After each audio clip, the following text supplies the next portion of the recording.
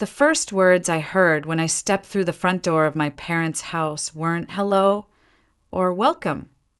They were my sister's voice, drifting over the laughter and clinking glasses like a perfectly timed dagger. She's probably late because she couldn't afford the gas. I froze, hands still on the doorknob, the warmth of the California sun disappearing behind me like a lie I'd told myself. One where family still meant something. I took a breath, smoothed the skirt of my navy blue wrap dress, and stepped inside. "Jordan, sweetheart, you made it!" My mom, Marianne, floated toward me, wrapped in chiffon and tension, her eyes darting nervously to the guests. "Sloane's been asking about you." Of course she had. "Traffic on Highway 1 was a nightmare," I said, kissing my mother's cheek. "Sorry I'm late." "When isn't she late?"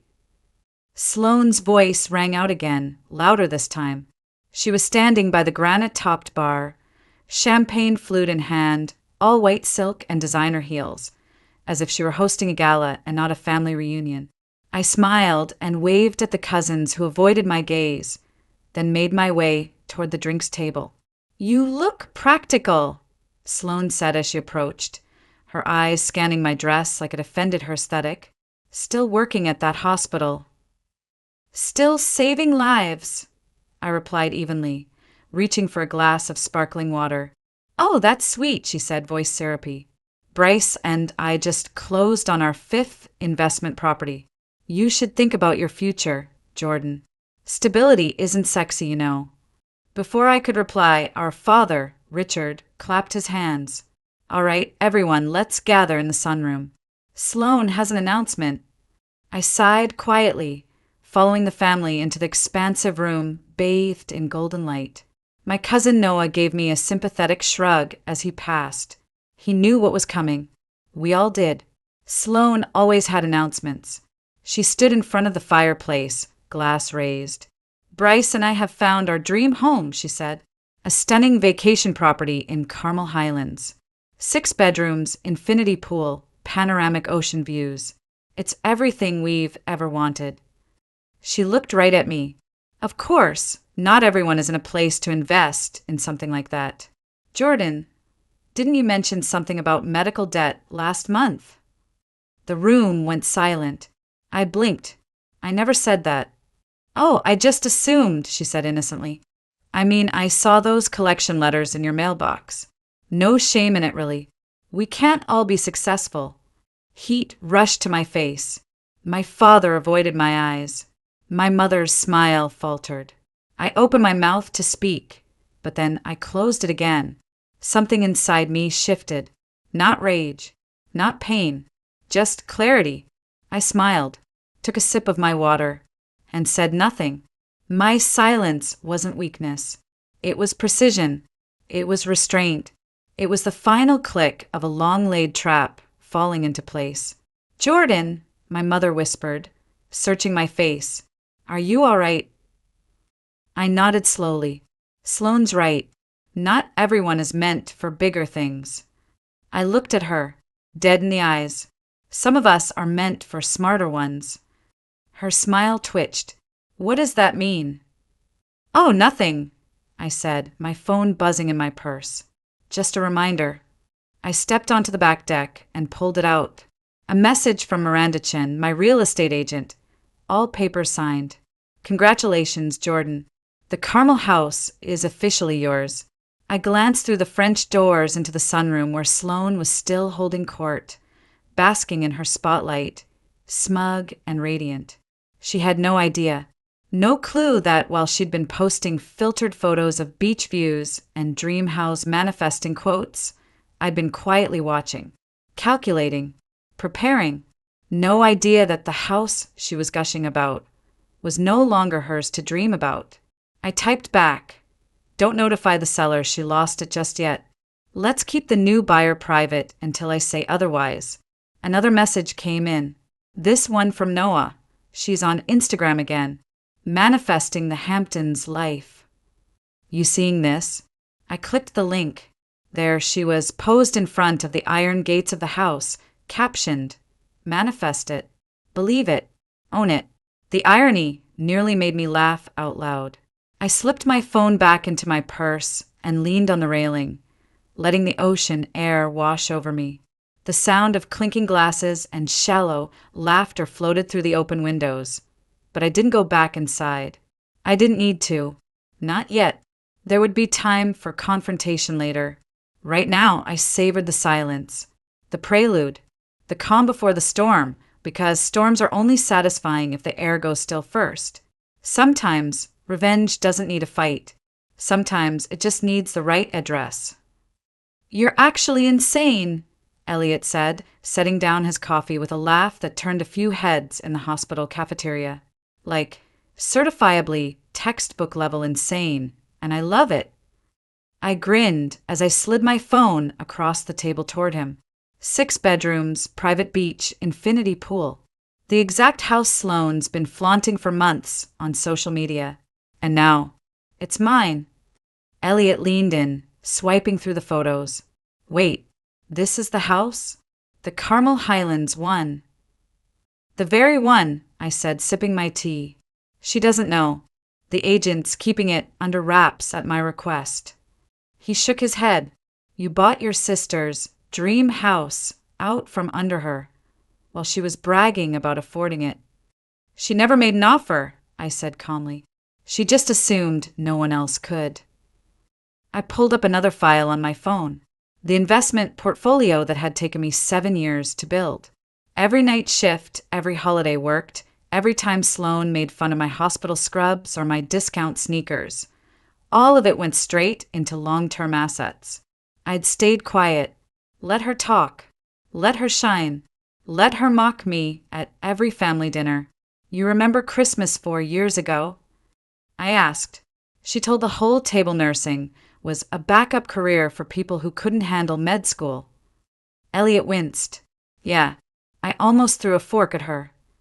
"That night, I opened a Roth IRA," I said. "Then I started researching dividend stocks, real estate syndicates, alternative markets. And I kept doing it every time she humiliated me." My phone buzzed. A message from Noah. "She's posting again. Another manifestation post. This one says keys coming soon." Elliot laughed, nearly choking. "She really thinks it's a done deal." "Of course she does," I said. "That's the thing about Sloane. She never double-checks the path. She just assumes she owns it because she looked good walking on it." Elliot took a long sip of his coffee and shook his head. "You've been planning this for years, haven't you?" "Not at first," I said. "At first, I just wanted a way out. A better future. But every time she tried to make me feel small, it lit something up in me. Something sharper." He leaned back. "What are you going to do when she finds out?" "I'm going to let her announce it first," I said. "Let her gather everyone. Make it a spectacle.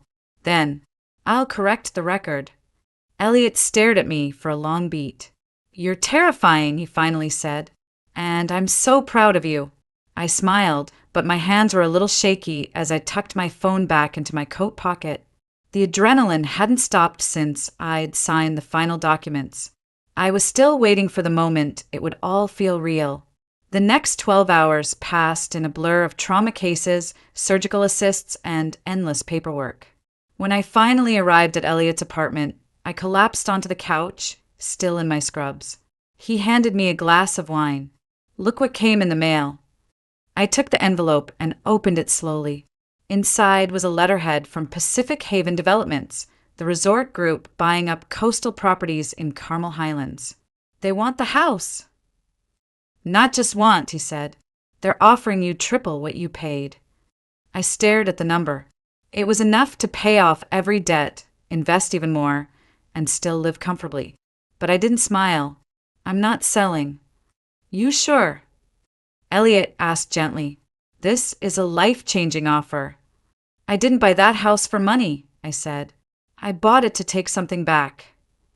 I stood and walked to the window, looking out at the distant waves under the moonlight.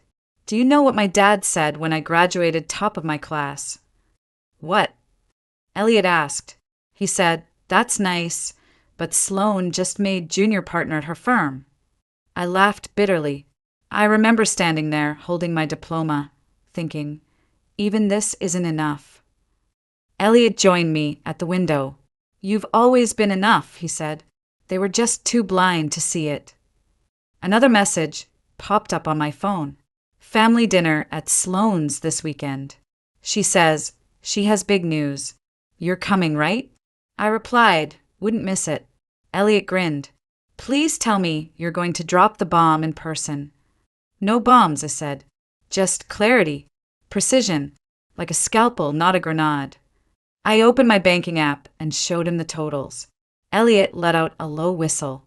"No one ever asked how you could afford to live alone on a nurse's salary, did they?" "Nope. They just assumed I was struggling. Because that's the story Sloane told them." "You know what the best part is?" I added, "Everything I know about real estate, I learned from her." Elliot raised his glass. "To poetic justice." I clinked mine against his, but inside, something deeper stirred. This wasn't just about revenge anymore. This was about legacy, about rewriting what family success looked like, about showing them that quiet doesn't mean weak, and humble doesn't mean forgettable. The truth was, I'd never wanted the spotlight. I just didn't want to be left in the dark. The sky over Monterey was painted in streaks of apricot and lavender as I pulled into Sloane's driveway that Saturday evening. Her McMansion was glowing, every window lit, every outdoor lantern on, as if she were trying to illuminate her own importance. I stepped out of my car just as Noah arrived, climbing out of his truck in rolled sleeves and a tie that was already half undone. "Perfect timing," he said, falling into step beside me. "You ready for whatever this is?" "More ready than she is," I muttered, hand clutching my purse, inside of which was a manila envelope I hadn't let out of my sight for 2 days. Inside, everything was pristine, all chrome and marble and careful staging. Family portraits lined the hallway, all featuring Sloane at center stage. No one ever framed silence, so of course I was nowhere in sight. "Jordan." Bryce greeted me at the door, offering a polite smile. "Sloane's in the kitchen, been at it all day." "She cooks now," Noah whispered behind me. "She orders in and pretends," I whispered back. "Watch the trash can, always a giveaway." Sure enough, I glimpsed upscale takeout containers hastily shoved beneath the sink and the smell of garlic and lemon that didn't match the visible dishes. Sloane turned as I entered, her smile tight, eyes sharp. "Oh, good. You came." "Wouldn't miss it," I said lightly, accepting a glass of white wine from Bryce. "You're just in time," she said, straightening a platter of lobster puffs from the bistro 2 blocks away. "I was telling Mom about our amazing news. It's life-changing."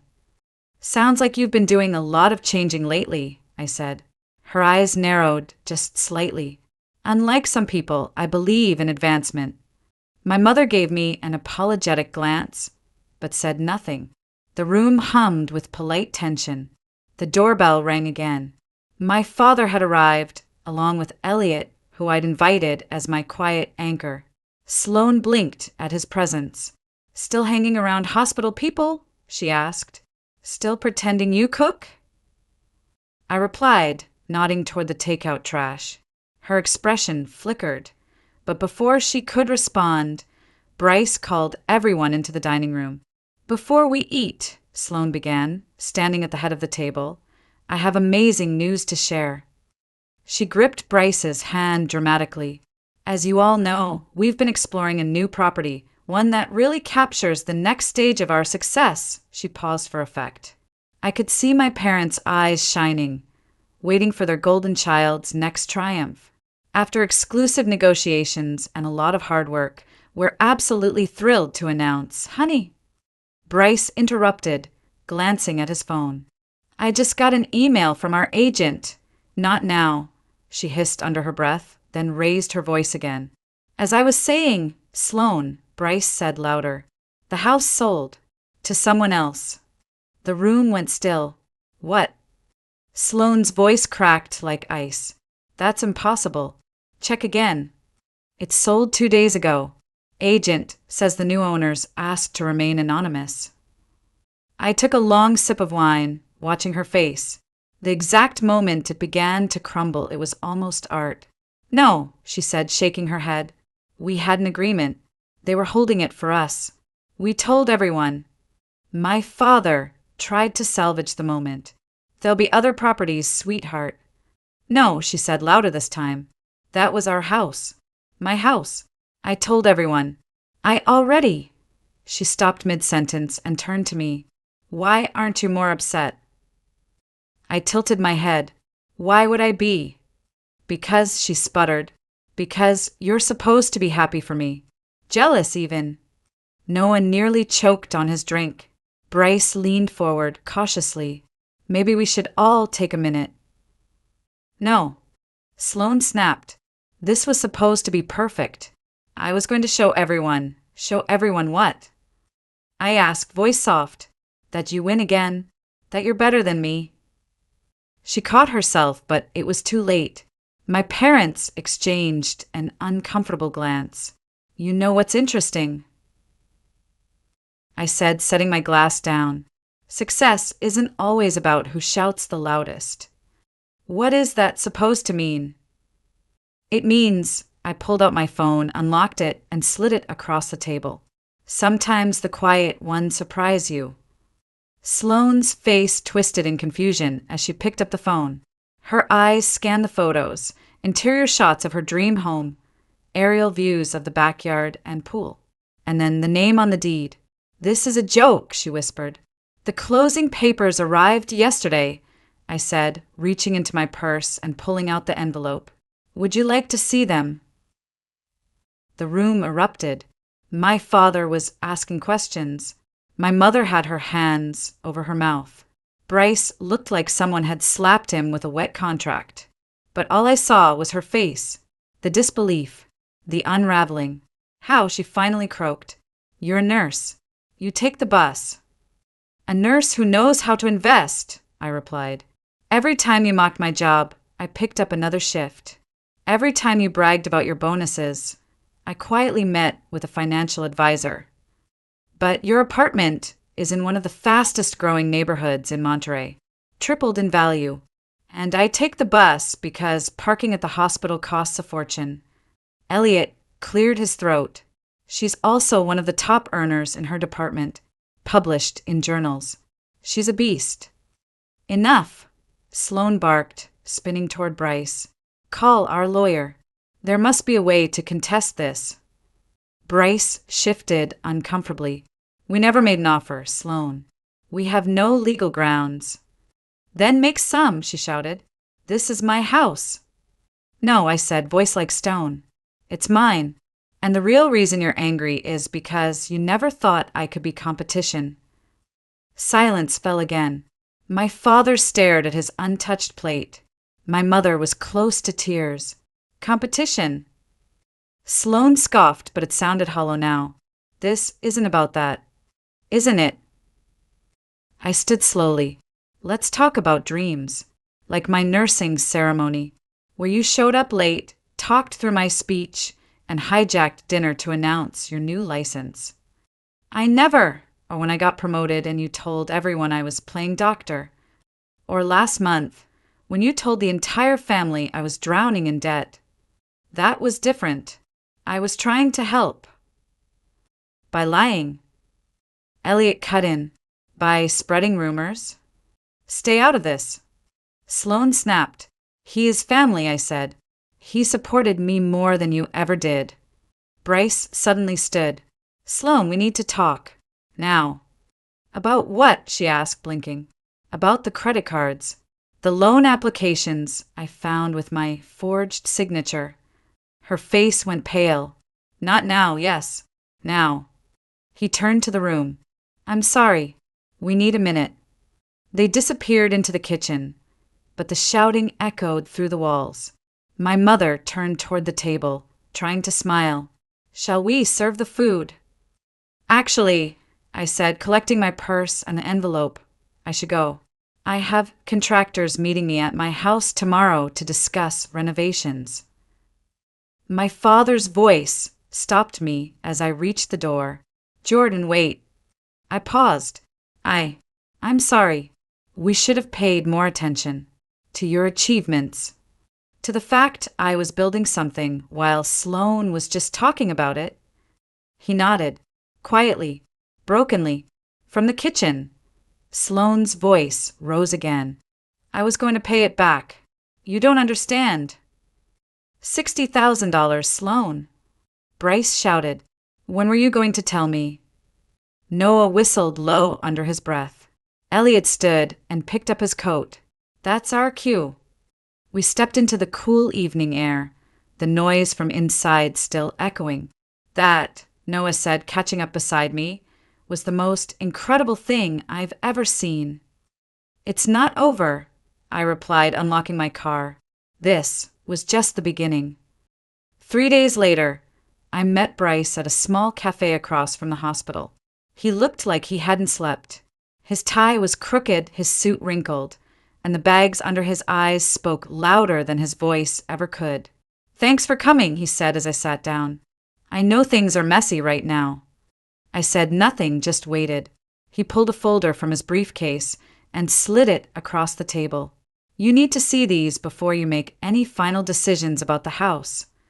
Inside were copies of credit card statements, personal loan applications, and bank overdrafts, pages and pages, all with Sloane's name and Bryce's forged signature. She's drowning, he said quietly. Designer clothes, leased cars, the whole image, it's all built on debt. She was counting on that house to bail her out. How? I asked, though I already knew. She planned to use it as collateral, he confirmed. A quick appraisal, a private lender, fast cash to pay off everything before it exploded. I closed the folder slowly. And she never told you? I didn't even know until I found the second credit card under my name. I confronted her 2 nights ago. She cried, denied everything, then finally admitted it when I showed her the statements. He rubbed his face with both hands. And now, she's pulling your parents into it. My stomach turned. What do you mean? They're talking about taking out a second mortgage on their home to give her a fresh start. I stared at him. They're going to risk their retirement to cover for her lies? He nodded grimly. They think she's finally hit rock bottom, that this is her wake-up call. My phone buzzed. A message from Noah. Family emergency meeting at your parents' house. Sloane's idea. You coming? I showed the text to Bryce. She doesn't know I'm here, he said. But Jordan, be careful. She's desperate now. That's when people do the ugliest things. I nodded, slipped the folder into my bag, and stood. Thanks for the warning. He touched my arm as I turned to leave. Just don't let her make you the villain in her tragedy. I paused. She already did. I just stopped playing the part. That evening, I pulled up to my childhood home, the porch lights glowing like they used to when I came home from college. Only now, the warmth was manufactured, the welcome carefully staged. Inside, the entire family was gathered in the living room, just like old times, except no one was smiling. Sloane sat on the couch, dressed modestly in soft gray, her hair pulled back, her eyes puffy. My mother rushed over the moment I walked in. Thank God you came. What is this? I asked calmly, scanning the room. It's about family, my father said. About making things right. Sloane stood slowly, her hands folded in front of her like a child waiting to confess. I've been doing a lot of thinking, she began, about mistakes, consequences, and I realized I've hurt people, especially you, Jordan. Noah, seated in the corner, caught my eye and gave the slightest shake of his head. I knew what he was thinking. It was a show, a setup, and I wasn't playing along. I've been terrible to you, Sloane continued. Cruel, competitive, dismissive, and now I'm paying for it. But it's not just me suffering. Mom and Dad, they're being dragged into it, and I don't want that. She turned to our parents. I'm so sorry. I want to fix this, starting with my sister. I didn't say anything. I let the silence settle, let her squirm. I know I don't deserve it, she added, but I'm asking for forgiveness. I waited a beat. Are you done? Her face faltered. Good, because now it's my turn. I turned to our parents. Did she tell you about the forged loan applications? My mother blanched. What? The maxed out credit cards? The plan to use the Carmel house to secure a private loan. Jordan, please, Sloane said, her voice trembling. This isn't the place, isn't it? I turned back to our father. You were going to mortgage your house. For her. But when I was working double shifts to stay afloat. Nothing. Not even a cosign. That's different, my mother said weakly. Why? I asked. Because I didn't cry loud enough? Because I didn't fake fragility? My father tried to interject, but I raised a hand. No, you need to hear this. You've enabled her for years. And now she expects me to bail her out too. Sloane stepped forward, eyes suddenly flaring. If you sell the beach house to the developers, I could. There it is, I said, laughing bitterly. The truth. My voice sharpened. This isn't about remorse. It's about leverage. You want the house. It could save all of us, she said. Pay off my debt. Help Mom and Dad keep their home. Your debt, I snapped. Not ours. And definitely not mine. I grabbed my purse. And that house, it's not for sale. Not to the developers. And definitely not to clean up your mess. Jordan, wait, my father called as I reached the door. I turned back slowly. You know what the difference is between me and Sloane? I asked. I learned from my mistakes. She just expects everyone else to fix hers. Then I walked out, the sound of her frantic protests muffled by the soft click of the front door behind me. In the car, I pulled out my phone and dialed Miranda. She answered on the second ring. Jordan. About that resort offer, I said. Let's talk. 2 weeks later, the sun dipped low over the horizon as the last car pulled into the gravel driveway of my beach house. Through the newly installed floor-to-ceiling windows, the sea shimmered like a sheet of glass, quiet and endless. They're here, Elliot said, adjusting the appetizer trays. Everyone. Everyone, Noah confirmed, handing me a glass of champagne. Ready. I looked out toward the ocean, then back to the folder resting on my desk. Time to end this. One by one, my family stepped through the door, expressions mixed. Curiosity, anxiety, denial. My mother looked around with a practiced smile. Jordan, it's beautiful. The renovations turned out better than I expected, I said. Feels like a fresh start. Sloane entered last. She wasn't wearing designer anything, just a pale cardigan and jeans. Her hair was tied back, her eyes swollen from either crying or trying not to. Bryce hovered near the doorway, not quite beside her, not quite away. According to Noah, they still weren't living together. Well, my father said, clearing his throat. This is quite something. It is, I replied. But before we celebrate, there's something we need to discuss. Every head turned. I walked over to the desk, picked up the folder, and held it in both hands. This house has changed everything, not just for me, but for what this family could be. I began handing out copies, so I created a trust. A what? My mother asked. A family trust, I explained. The house will be its main asset. Ownership is being transferred, not to an individual, but to the Ellis Family Trust. Sloane's eyes snapped up. You're giving it away? Not exactly, I said. I'm reassigning control, with conditions. Bryce scanned the document quickly. Rotating usage schedule, financial eligibility required. Usage is conditional. I continued. Any family member may stay here, but only if they can prove financial stability. No delinquent debt, no hidden liabilities, no legal baggage. Sloane's hand trembled slightly as she held the papers. That's not fair.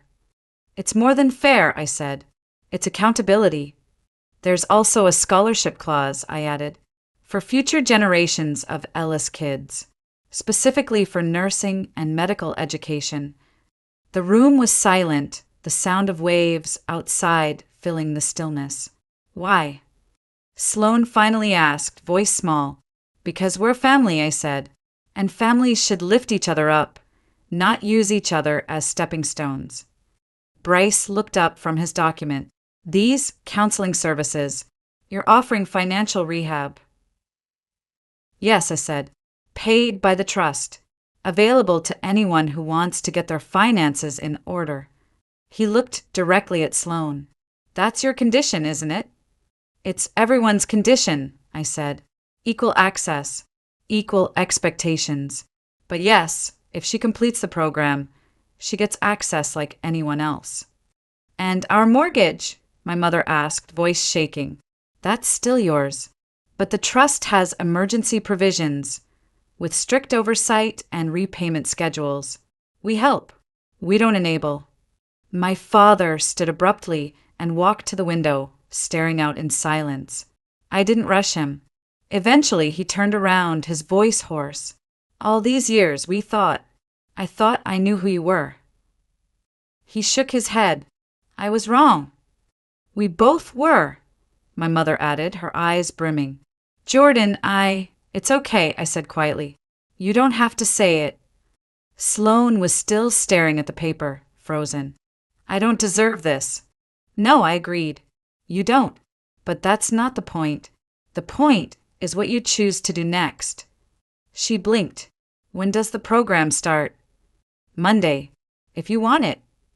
She nodded once, a silent agreement hanging between us like a fragile thread. I pulled out one last document. Bryce, I said, this is for you. He took it cautiously, eyes widening as he read. This is the proof of the forged applications. The room held its breath. Sloane's shoulders stiffened, ready for impact. But Bryce didn't explode. Instead, he quietly tore the paper in half. Everyone deserves a second chance, he said, but only one. Sloane burst into tears. I raised my glass.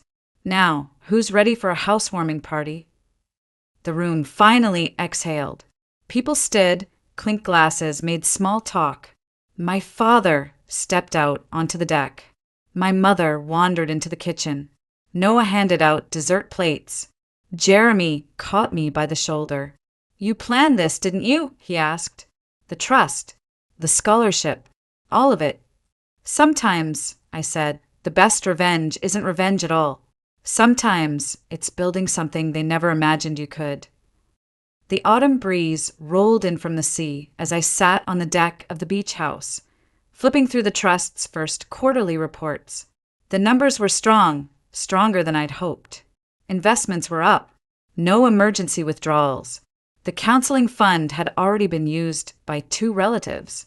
For once, the Ellis name was attached to something stable, something real. Need help with those? Sloane's voice came from behind me, softer than I'd ever heard it. She was holding 2 mugs of coffee, her nails unpainted, her sweatshirt plain. I nodded and accepted the mug. How was your session? Good, she said, settling into the chair beside me. Hard, but good. The counselor thinks I might be ready to move into a smaller apartment, something I can actually afford. I looked over at her, at the lack of makeup, the lack of armor. That's a big step. It's weird, honestly, she said, letting out a small laugh. Living within my means. Not impulse buying. I unsubscribed from all the luxury newsletters. Deleted the shopping apps. She glanced out toward the sea. Turns out I don't need $400 sunglasses to see clearly. The sliding door opened. Our parents stepped onto the deck, followed by Elliot and Noah. Jeremy carried a laptop under one arm.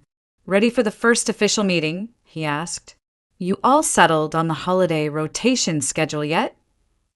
Almost, my mother said, her voice lighter than I'd heard it in years. But your father insists on Thanksgiving week every year. Tradition, my father muttered. That's not tradition, Sloane said. That's turkey-based tyranny. We all laughed, genuinely this time. Elliot sat beside me as Jeremy set up the laptop. Before we start, my father said, clearing his throat. I have something to say. Everyone turned toward him. He reached into his jacket and pulled out an envelope. The bank approved our refinancing application, he said. But we're not taking the second mortgage. We decided against it. He looked directly at me. Jordan, you were right. We can't keep enabling destructive patterns. Not for anyone, including ourselves. Sloane nodded quietly, blinking back tears. Thank you, I said, my voice thick. My mother stepped forward with her own folder. All right, she said. Shall we discuss Christmas? As they debated schedules and grocery budgets, I noticed Bryce standing a little off to the side, watching Sloane. We're talking, she said quietly, catching my glance. Taking it slow. If we stick to the new budget, if we stay honest, we might be okay. And the shopping, I teased. Gone. Cold turkey. Jeremy called the meeting to order. First item, scholarship expansion proposal. Actually, I interrupted. There's something else first. I pulled out my phone and opened the email I'd received that morning. The resort company sent another offer. You all should hear this. The deck fell silent. My mother shifted in her seat. You're not selling, are you? No, I said. But look at the last paragraph. I read it aloud. In lieu of purchase, Pacific Haven Developments proposes a long-term partnership. The Ellis Trust retains full ownership while the resort develops and manages adjacent properties. The Ellis House will remain private but benefit from increased value and regional investment. Projected appreciation, 3x over 10 years. Bryce let out a low whistle. That's brilliant. You retain control, get the benefits, and set the terms. It's your decision, Sloane said. You earned this. No, I said, looking around the table. It's our decision. That's what the trust is for. My father raised his hand. I vote yes. For the future generations fund. One by one, hands went up. When it came to Sloane, she hesitated, then raised hers too. I used to think success meant having everything I wanted, she said. Now I know it means being worthy of what you have. Jeremy typed briskly. Vote recorded. Amendment will be added to the trust documents. Speaking of records, Elliot said, pulling something from his bag, show them. I unfolded the local newspaper and opened it to the healthcare section. There, printed beneath the headline, Emergency Response Revolutionized at Monterey General, was a photo of me and my trauma team. The article detailed our new triage protocol, a system I developed, one that cut response times by 30%. My little sister, Sloane said softly, but this time there was no sarcasm, no edge, just pride. Not so little anymore, my father added, squeezing my shoulder. No, I said, smiling. Not anymore. Jeremy looked up. Last item on the agenda, mission statement approval. I stood slowly. I have a suggestion. Everyone turned toward me. I cleared my throat. The Ellis Family Trust exists not to create wealth, but to create value. Not to enable, but to empower. Not to divide, but to unite. Through financial responsibility, educational opportunity, and shared experience, we build a legacy of wisdom, resilience, and genuine success. The wind rustled gently across the deck. The sea, ever steady, crashed below us. Sloane wiped her eyes. It's perfect. Then it's official, Jeremy said. The mission statement is approved. We clinked mugs of coffee instead of champagne. More grounded, more real. Through the glass doors, I saw my mother setting out dessert. My father adjusting the cushions. Sloane and Bryce talking quietly in the corner. Elliot turned to me. Think they'll be okay? Maybe, I said. But for the first time, I'm okay. The sun broke through the clouds, casting light across the deck. Warm, solid, true. Because sometimes the most powerful revenge isn't about taking someone down. Sometimes it's rising so high they can't even reach the version of you they tried to destroy.